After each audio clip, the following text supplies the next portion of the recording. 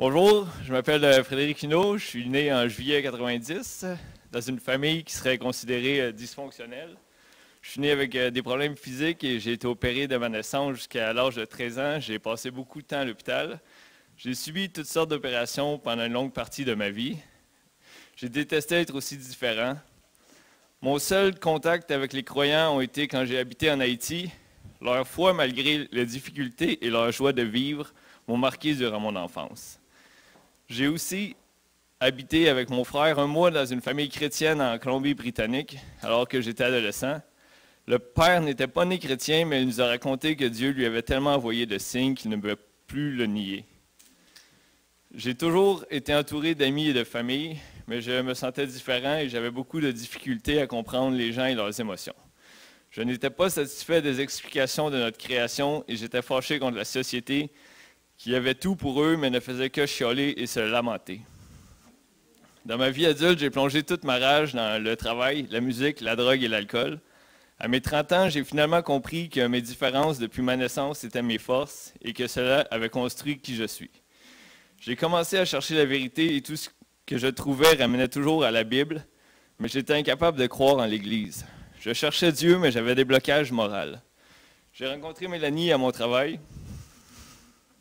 Pendant que j'étais en chute libre mentalement, on a eu des discussions très spirituelles et elle m'a aidé à ouvrir mes yeux sur un monde que je refusais d'accepter. À partir de ce moment, j'ai ouvert mon esprit et j'étais déterminé à trouver le vrai Dieu.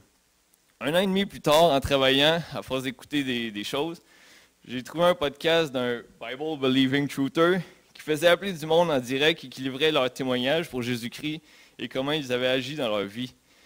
Entre les appels, ils déconstruisaient l'Église catholique et expliquaient la vraie doctrine chrétienne des protestants.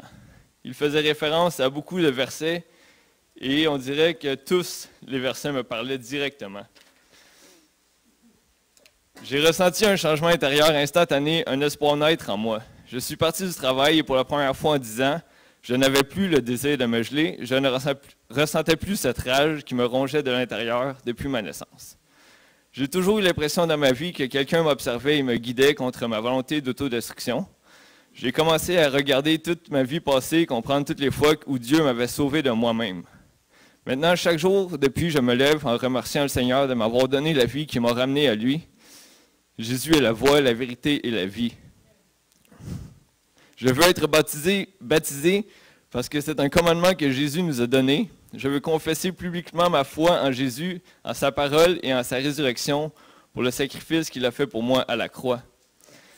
Je veux crucifier mon ancienne vie car j'étais un enfant de colère, mais depuis que Jésus a touché mon cœur avec la parole de Dieu, je me suis réveillé des morts et j'ai repris goût à la vie. Il m'a ouvert les yeux sur mes péchés et sur les vérités du monde.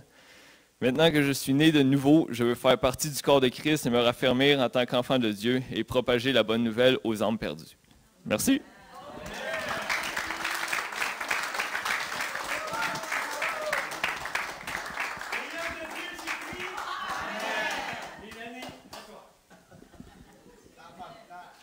C'est pas bon comme frère. C'est ma vedette. Allô?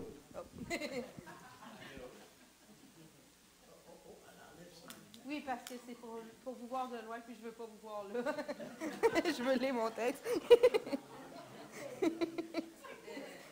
Je suis désolée. Le stress. OK. Je suis née à Montréal et j'ai été baptisée dans une paroisse catholique. Jamais ma mère ne m'a emmenée à l'église durant mon enfance et à part à l'école, dans les cours de catéchisme, personne ne me parlait de Dieu. Je me souviens qu'à chaque année, je pleurais ma vie pour Jésus en regardant les films à la télé pendant la période de Pâques. J'ai toujours ressenti une présence à mes côtés sans pour autant savoir ce que c'était. J'étais plutôt solitaire, pas vraiment d'amis, j'étais différente. J'ai commencé ma vie d'adulte assez tôt. Toute ma vie, je sentais que tout ce que je vivais, les épreuves, les drames, etc., étaient nécessaires pour aller et arriver là où je devais, selon mon guide. Je n'ai jamais ressenti de remords, de regrets, de rien. Il manquait cependant toujours une chose, un vide de quelque chose que je n'arrivais pas à combler et que je savais qu'il finirait par être comblé. Je croyais en Dieu tout le long sans jamais utiliser son nom. Je disais l'invisible, mon guide. Je me rebellais contre lui et je revenais. Nombre de fois, je l'ai faussement rejeté, mais lui a continué d'être là. Un jour, j'ai lâché prise sur toute ma vie et Dieu m'a envoyé Fred. Ça m'a tellement frappé fort que j'ai compris. Je disais plein de trucs à Fred et j'attendais que lui soit prêt. Un jour, il est arrivé, il m'a dit « Prépare-toi ». On a commencé à en parler ouvertement, on a cherché des réponses, on a acheté nos premières Bibles ensemble et j'ai trouvé pas mal de trucs que je disais depuis toujours à l'intérieur de la Bible.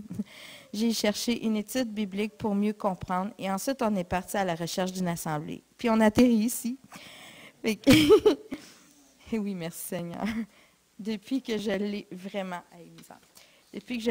vraiment accepté dans mon cœur, ma vie a changé radicalement.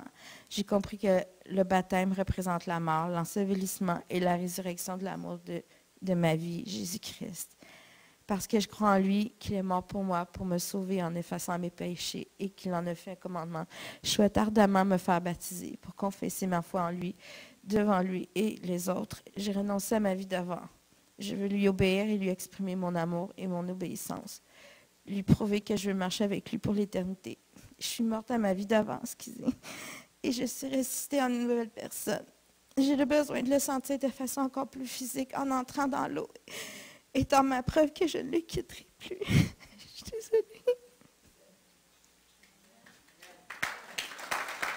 Et le peuple de Dieu s'écrit. Pas grave, on l'a fait pareil. Ben oui.